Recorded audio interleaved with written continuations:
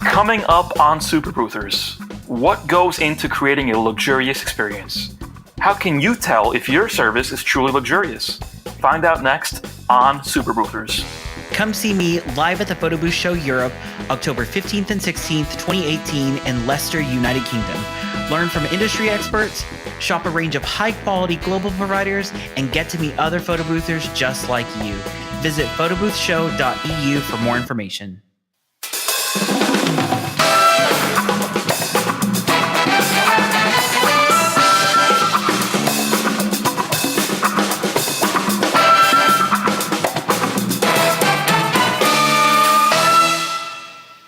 Hello and welcome to Super Boothers. My name is Ryan. And I'm Ismail. Thank you so much for joining us. If you're new to the show, what took you so long? Where have you been? If you're binge listening right now, stop what you're doing, take a shower. Your family misses you. Don't forget to go pee. So this week we are talking about luxury. I am North America's foremost authority on all things luxurious. I am a witness to that, and it's very, very true. Very true. So this is, funny enough, the reason why I guess I'm kind of bringing this up is there was a post that I saw. I don't know where it was exactly. However, the gist of it was someone commented they want the best of this product, the best of this equipment, the best of this equipment, but they don't have the budget for it, or they're not willing to pay for it, or they're not putting together, I think the quote was, a high-end booth. And that was like making me think like, okay, so you want the best of everything, but you're not a high-end booth, but you don't want to pay that much. Like, do you see what I'm saying? Sounds like a lot of people I know. I'm sure. You know what? I have no problem with this. I almost believe it is human nature for everyone to want something and get like a discount for it. Or they want just to get a good value out of something or feel like they got a deal. Yeah, I think you and I have probably offline talked about this a lot, where I don't blame people for trying to maximize what they get for their dollar. I mean, I would do the same thing. There's nothing wrong with that, but there also has to be an understanding that you can't get a Mercedes for the price of a Honda. It's just not going to happen. So this is what I have an issue with. There are people that will post on Facebook, oh, I only take a blah, blah, blah, blah, blah, blah, blah events. I'm like, okay, whatever. Like that, I just don't buy it. But the thing here is, it is a consumer's right to ask for a discount. It is not your obligation as the vendor to give that discount. Totally agree. They have the right to ask. You have the right to deny. Yeah, I mean, this happens literally on a daily basis.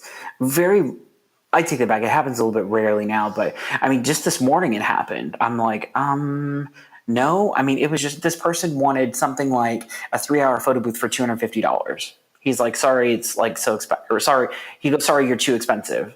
I'm like, okay. I've been called worse things.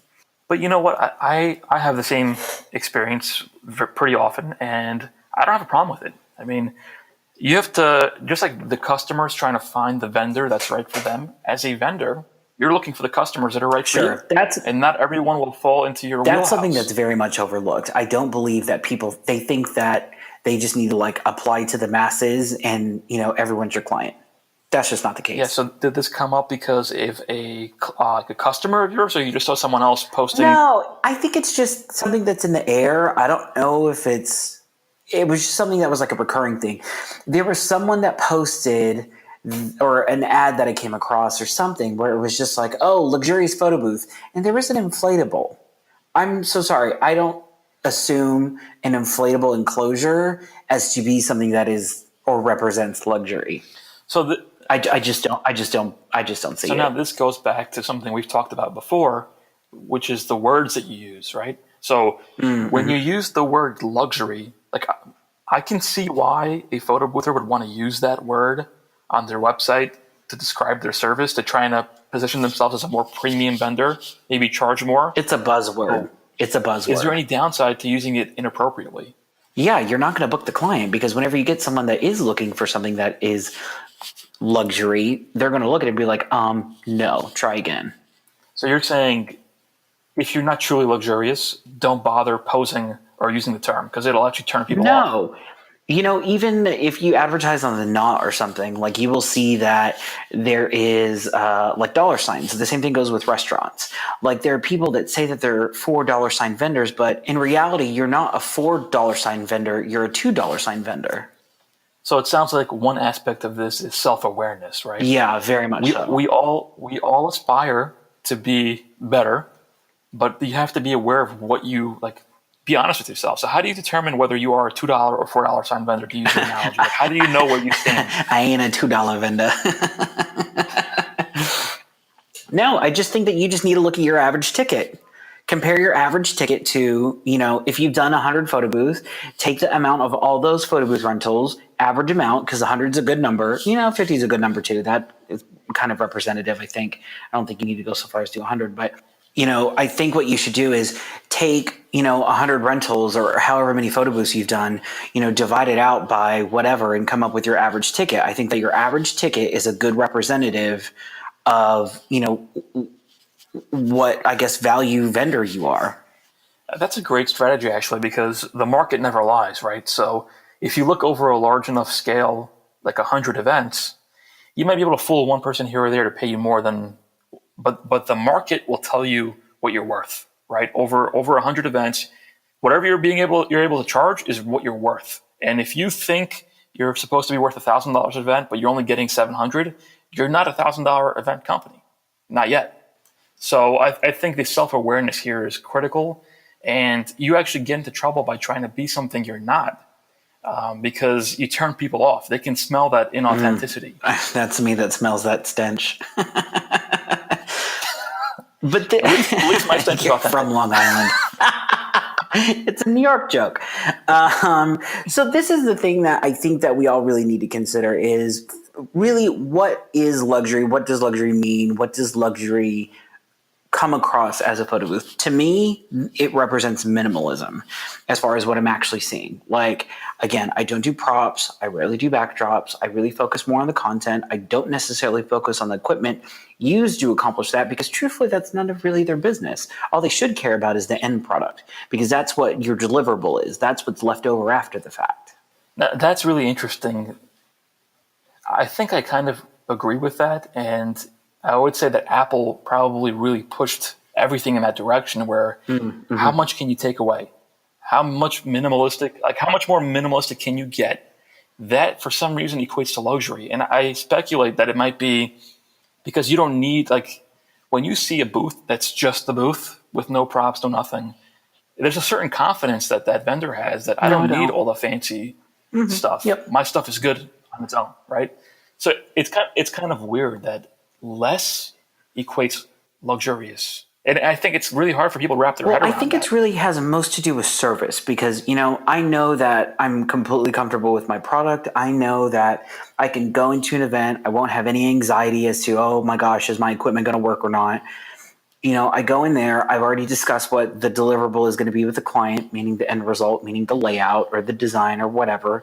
I'm comfortable with that. I'm confident with that. Funny enough, little sidebar, story time music. Oh, I have a story. Story time.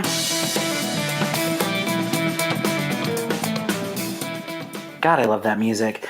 So I was working with a client. It is a rather large taco company, Mexican food company. It is not Chipotle. If it was Chipotle, I would have just have negotiated free Chipotle for life, but that's clearly not the case. Anyways, so the client asked me if I would design a specific background for them. I was like, sure, no big deal. She sent me like the inspiration. She sent me what she wanted to do. This was at 5 p.m. yesterday. So 5 p.m. yesterday, she sends me a thing. I was like, I don't have time to do this. It would take me a couple hours to do this. I'm not going to mess with it. I went on Fiverr, found someone. They're apparently on the other side of the world. I have no clue where they are. Apparently there's computers there. So I sent it off to them the next morning. So it was 9 a.m. over there, whenever it was, I guess, evening here. Sent it off. He had it for me within 6 or 7 hours. I sent it to her first thing in the morning. Complete genius. She was like, how did you do this so quick? What'd you say? I said, you're welcome. I'm not going to tell her what I did. Oh, hey, I went to Fiverr and had someone else do it. No, I would have said that magician never reveals his secrets. That's a little too much. Calm it down, Mr. Luxury. So, anyways, back to the story. Or back to the main point. So, this is what I think represents luxury is really minimalism. That would just be kind of my thing. I would focus more on service and making sure that the guest has a good experience. That's another thing that I think we really have another problem with our industry is people use the word experience incorrectly. I just think that also seems to be a new buzzword, actually. Everyone's creating a photo booth experience, but really, are they doing anything different? no, They're just using the term. No. I mean, just that other episode that we just had a couple of weeks ago where it was the two photo booths at the same event, and I look and I see someone struggling to put up these props, struggling to put up this tent, struggling to put up this photo booth, putting up the printer, going through, the hat rack and this and that. And, in retrospect, I saw a picture of it and I'm like, those props just look absolutely disgusting. I wonder how much pink eye is like rolling around those glasses and those boas. It's just like, I think the one exception to this is like the PVC signs because I'm all for that. I think that works. I think that that's great. That, can come across as luxurious because it's still simple and you still get your point across and it's something, tangible. But I just don't see how, props lifeless on a table equates to luxury. Yeah, I think I agree with that. I think there's nothing wrong with having those props if that's the company you want to be. But when you think of a luxurious photo booth vendor, I don't really see those cheap plastic props. Like if you're littered across the table. I'm thinking of the extreme worst case scenario. Absolutely. So if you're going to tout yourself with, luxurious or deluxe props or whatever, first of all, whenever I did props, I said standard props. Literally standard, like a bottom of the barrel, Party City, this is what you're getting props. Like it was just not my thing. And there are times where there's actually like a pharaoh hat or a pharaoh Tutankhamun la la la thing that you can get and it's like $60. If you buy good quality stuff like that like is going to hold up, I'm completely fine with it. That's another thing. Whenever I need to find a photo of this, but I did a wedding.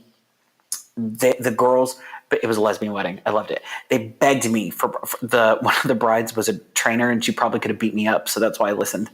But she was desperate for props. I was like, I just don't want to do it. Finally, we settled on a big inflatable, like 4-foot diamond ring. And I love that prop. Everybody loved it. And it still came across as luxury. You settled on one prop. Well, I mean, we had some other stuff, but that was like the main focal one that pretty much everyone used. Now, Ryan, do you use the word luxury or luxurious on your website, your copy? I don't. Yeah. No. I don't think I'd use that word, honestly. No, I don't use premier. I don't use deluxe. I don't use one of a kind. I don't use only. I use the word custom. Now, do you feel that luxury can be applied to product or service or both? It can be most definitely applied to both. Because there's like candles that can be really luxurious and, hotels that can be luxurious. That's still a service. Because before you were kind of saying to focus more on the service aspect and have a more minimalistic product, right? So it seems like you're saying in the photo booth world, to be luxurious, you'd focus more on the service end. Is that true? For sure. I wouldn't necessarily focus on the equipment or whatever. Don't get me wrong. If someone shows up with like a 70-inch screen that is like a confidence monitor or that like shows like whatever output is after the fact, yeah, I can see that as absolutely high end or luxury. Like I get it. Let me ask you this because there's probably nobody better to ask this question. You have gone to luxurious hotels all over the world. You've gone to luxurious restaurants. Weekly, all the time. I can't keep up. So you've been to these things. You've seen the service. You've seen what they do. Out of all these experiences, what do you think really makes a service luxurious? The details. And the reason why there's like absolutely no hesitation with that is it is the details that people remember. It is the details that, people will associate with you. So, for example, You know what? This again, it's stuff that doesn't even have to cost you anything. I think we talked about the St. Regis in Mexico one time, how they sent out to get me pears or whatever, and that is I will go to the St. Regis every time I'm in Mexico City, specifically because of that instance. It's just like it's that association that you have of someone taking care of you. The way how if you are truly going to be something that is high end, it's called anticipation. It is anticipating what your client needs. You have to know what they need before they know what they need or before they want it. So for example, gosh, I really wish I had, oh, here it is. Wow, you're good. Because you know what they're expecting. You something that represents luxury, you shouldn't have to want for anything. That's the whole purpose of it, is to have someone else do it for you, to make someone else feel taken care of. I had a few friends over recently, and they were females, and they were all talking about how they all want to buy these Louboutin shoes, and I forgot these brands, but there's all these luxury brands and bags, and you're scaring me, Ismail. And there was one where it's like I forgot what it was, like a Melkin bag or something, where it's so hard to a Birkin. It's an Hermes bag. Yeah, there you go. So you have to be on a wait list. Yeah, on a wait list forever, and I don't know much about this stuff, Ryan. You probably know. That's why I'm bringing it up. But what do you want to know? It seems like the girls that were talking to me about this weren't really. It wasn't about the product. It was the experience of going. Sure, and the association. Yeah, and the association of whatever status goes with that. And how they treat you when you walk in there. Like someone actually made a comment. I forgot which store it was, but if they're not going in there to buy, like they feel funny walking by or going in there to browse because it doesn't feel right. Like you have to have a. Yeah, you feel like you shouldn't be there. Exactly. So, can you tell me a little bit about that stuff and why is that effective? Absolutely. Yeah, absolutely. So there are times where, funny enough, I don't stay at like crazy hotels often. Don't get me wrong. I probably stay more than most, but I'm whatever. Side note, it was like one of the best suites I've ever been in my life. And Ryan called the front desk and complained because something was not up to his standards. I wanted the room changed. I'm so sorry. I looked at your wife and I was like, this is abysmal, and picked up the phone. And you were totally serious. Well, because it's funny because whenever you're in a hotel, like at my house, I'll use the same towel for like 3 weeks on end. But whenever I'm in a hotel, this towel I used an hour ago, I need a new towel. I mean, you just become a different person. So I completely get it, but that's fine because you're allowed to do those things whenever you're paying that much money, I guess. Like it's almost expected. I'm not saying just be like, a mean person about it, but still. But what were we talking about? What can we learn from these luxurious stores? Because, and before you get into it, I was reading this article about, what was that again? The Birkin bag? Yeah, Hermes. It's like a whole thing to get it. You have to prove your worthiness. And no one can just buy it. You can't just go in and buy it. Yeah, but think about what that does to the brand and the experience. Yeah, it's exclusivity. So that's a thing is whenever I was a wedding planner, I would only take 15 weddings a year. And so whenever someone would send in an inquiry, it was like, oh, well, blah, blah, blah, here's what we're doing. I'm like, okay, well, here's what you could do. Let's see if it's a fit. I only take this many a year. I'm so sorry if I can't accommodate yours. And that was like, then it really changed. Because, back then, forever ago, it was a significant amount of time that you did for these weddings. So it was not, your average, $20,000 wedding. These things were, $250,000 and up. But now, Ryan, when you talk about doing a certain number of weddings, I feel like you're creating exclusivity and scarcity. But because you're forcing yourself to only take 15, you put more effort into those 15. Yeah. You make it better. When you compare that to this Hermes bag or whatever, they're not making the bag better. It is what it is. These Louboutin shoes, they are what they are. But there's still that aura around them. So I haven't really shopped at these places. I don't know. I'm just trying to necessarily know about that. What can we take from them to apply to our businesses? Well, so this is the thing I think that we have to realize is we need to stop focusing so much on the equipment or whatever it is we think is quality. Because I'm pretty sure that you can get away with a pretty decent quality That's another thing. Like whenever you go to a restaurant, people can forgive bad food. They cannot forgive bad service. So if you go to a restaurant, your food comes back, it's cold, the cow is still mooing. I mean, one of my favorite, one of my mentors, she always had the best raw food jokes, and that was the thing we would always do going back and forth. Is just like tell like our favorite raw food jokes, and the one that she came up with was she would the steak would come out, and she would be like, "A skilled vet probably could have saved it." But It was just too funny. I got a kick out of it. So, anyways, this is what I think is really you really should be focused on is really the service that goes into creating whatever it is you're creating. So again, this is me. I just focus on the content I create. So I make sure that everything else is taken care of up to that point, like whenever they're in like the booking process. Do you need anything? Do you have any questions? Hit reply. Let me know how I can help. Like I want to know the theme. I want to know because then whenever you ask for just a little more information, that can spark an idea.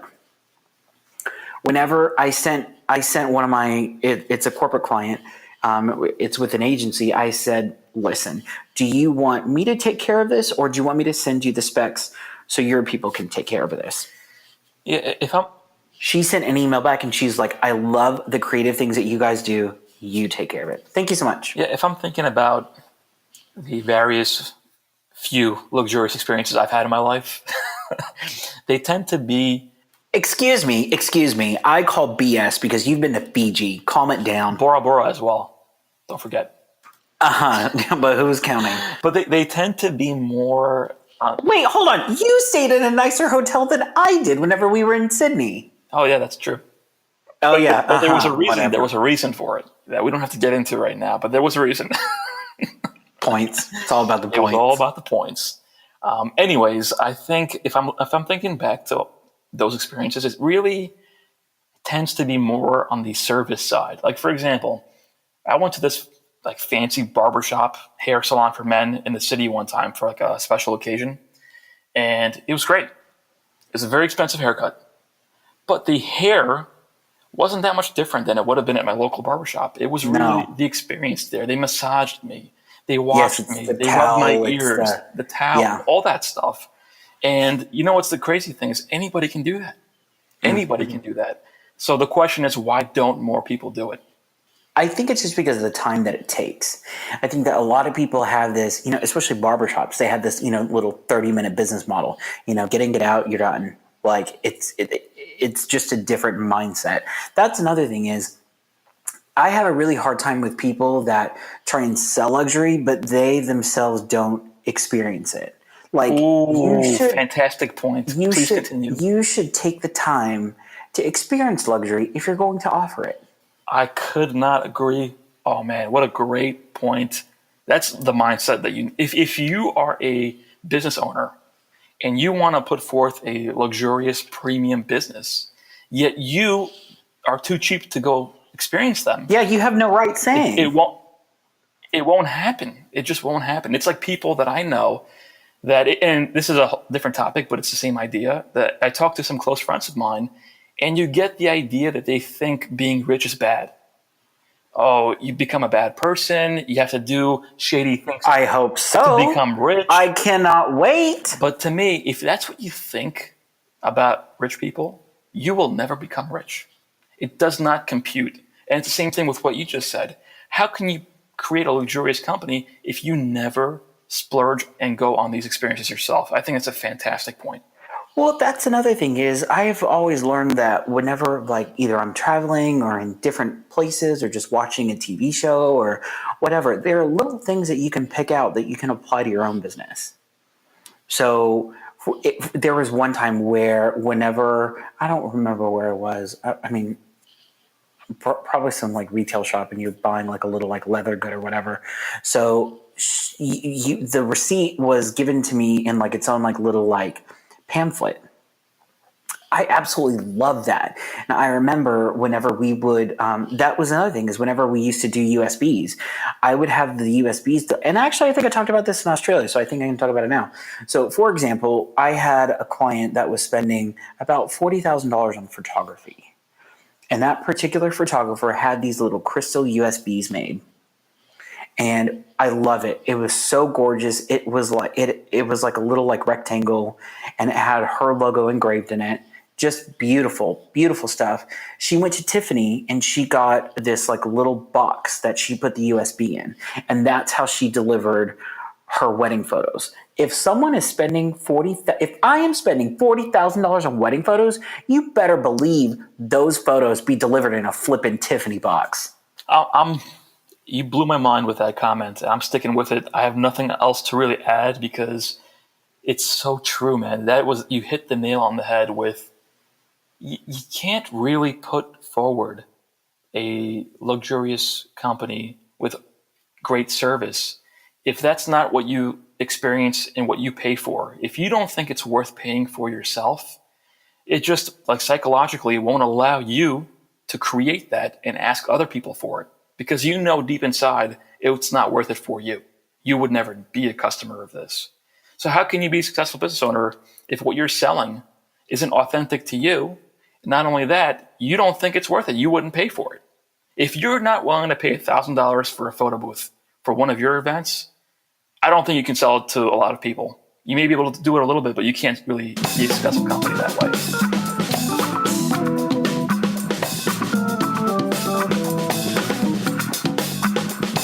Next week on Super Boothers. That's so true. You should tell your story because nobody else can be you. And something that I've been hearing recently, it's like a common theme I've noticed. These comedians that I've been listening to interviews of these comedians about how they became big. And one thing that I've noticed most of them say is that their breakthrough, the moment they catapulted, they really trace it back to when they started to feel comfortable being themselves. When they stopped acting like a different persona and just went out there and was themselves. And I think there's a big lesson there that we can take as business owners as well.